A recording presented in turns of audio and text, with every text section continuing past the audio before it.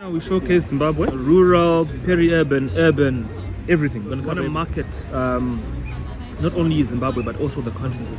Okay. Because as you market the continent, as the continent rises, you get spillover effects. Yes. When everyone around you is doing well, Yeah. you benefit from the spillover. Market there, we need tech. We live in a digital world now, digital age. That's what they call it. Yes. Yeah.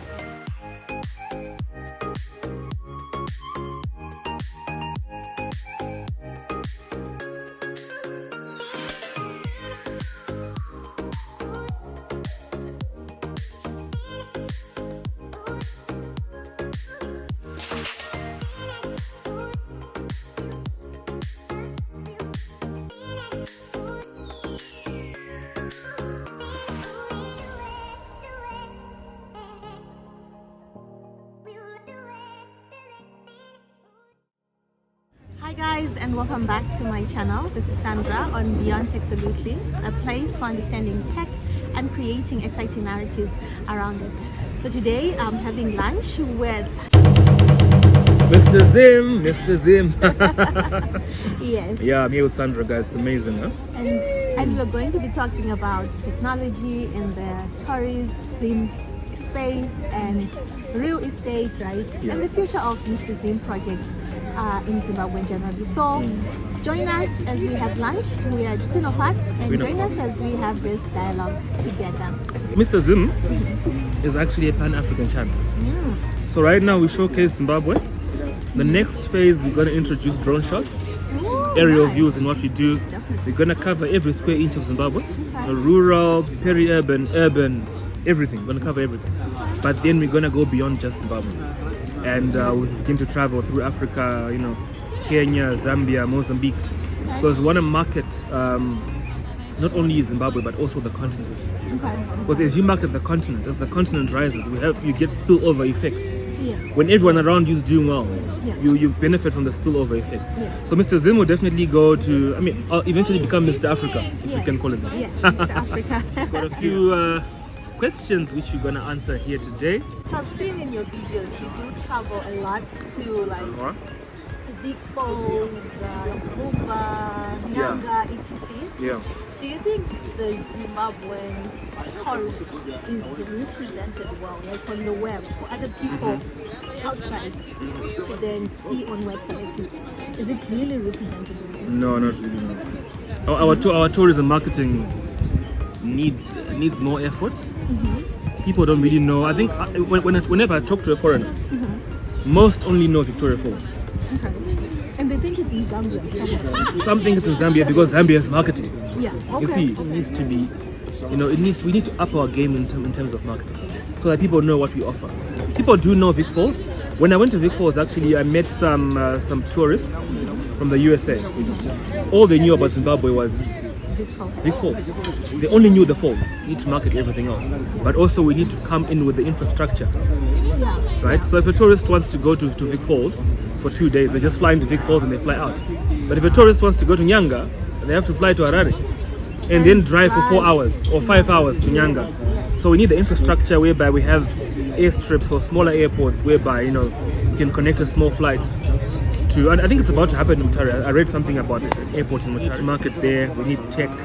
We live in a digital world now, digital age. Do you know, like with the introduction of 5G in the country, people were so excited that they can actually like watch Chelsea. Oh, which football team do you support before you beat me when I say Chelsea? Okay, United. Oh yeah, Man U. Okay. It's Man United. All right. So let's say with 5G, you can then now virtually attend a Man U match Yeah. in Zoom. Yeah. But then what you had failed to understand is people in the UK or America, they can now virtually visit Victoria Falls Yeah. or Nyanga Yeah. or Mutarazi Falls. Yeah. Do you think we are prepared for such tourism in Zimbabwe, or we're still like far behind from this?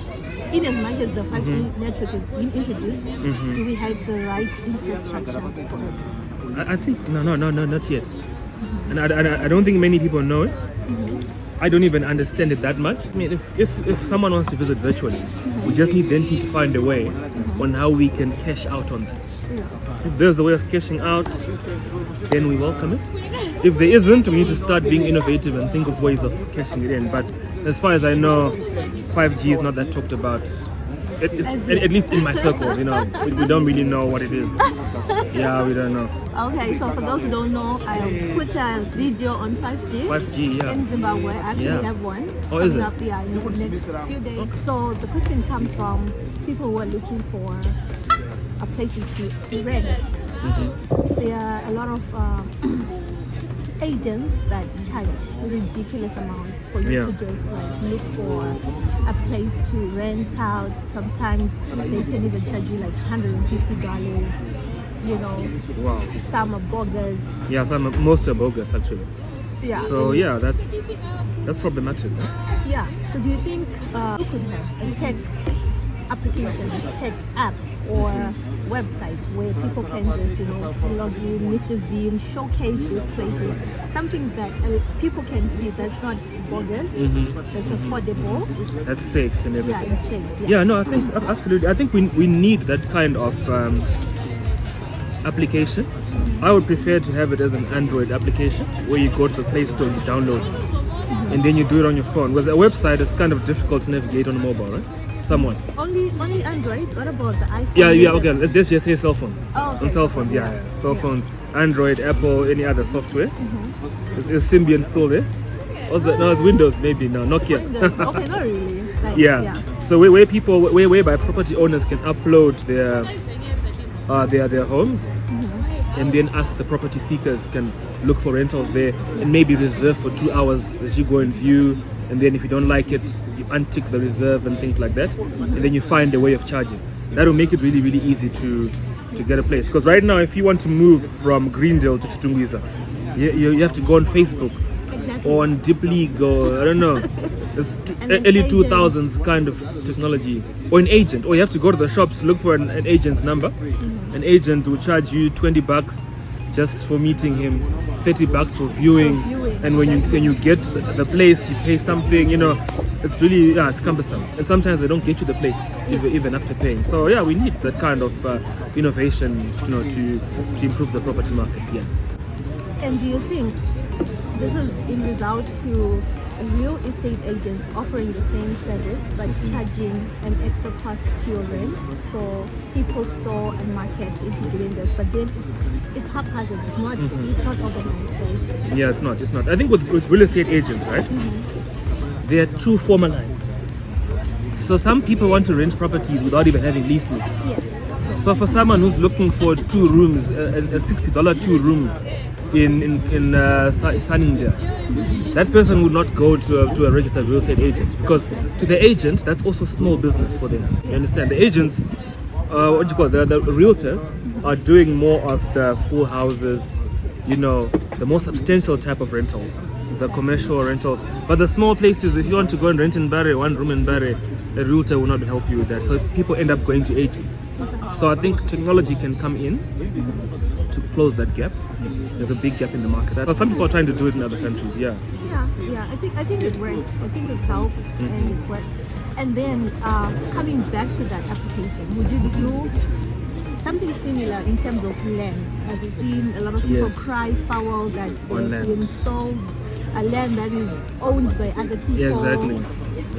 Is there, would you want an application, a Mr. Zim application, obviously, that can, have information about a particular type of land, who the owner, the real owner, and then probably properties or commercial things around it, like clinics, hospitals, schools, that can make a person decide. Do you think it's something essential that you'd want to showcase as well? No, it's really essential. Why I say so? I've got a friend of mine who bought land somewhere close to Hopely there, where there's backstory somewhere there. He bought land there. He put up a 4-bedroom house, nice 4-bedroom house. His neighbors were building, and only to be told 2 years after building that a railway line is coming through his house, and the council came and demolished his 4-bedroom house to the ground. Wow. They gave him time to salvage tiles and some timber and things like that, but so you see that it's really unfortunate. They fell victim to land barons. The papers looked legit. Everything looked like it was above board. you know.